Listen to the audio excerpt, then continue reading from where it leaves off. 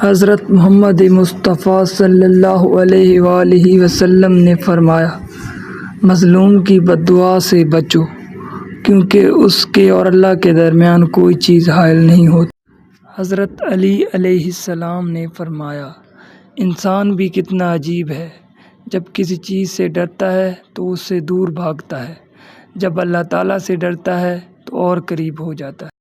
حضور اکرم صلی اللہ علیہ وآلہ وسلم نے فرمایا، نیکی حسن خلق کا نام ہے، اور گناہ وہ ہے جو تیرے دل میں خلش پیدا کرے اور تو اس امر کو برا سمجھے کہ لوگ اس سے واقف نہ ہوں۔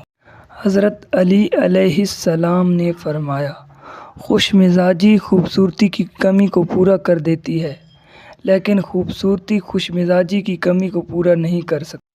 حضور اکرم صلی اللہ علیہ وآلہ وسلم نے فرمایا، وہ شخص ذلیل ہے جو اپنے والدین کو بڑھاپے کی حالت میں پائے اور جنت حاصل نہ کر سکے۔ حضرت علی علیہ السلام نے فرمایا، جب تمہاری جان کو خطرہ ہو تو صدقہ دے کر جان بچاؤ، اور جب تمہارے دین کو خطرہ ہو تو جان دے کر دین بچاؤ۔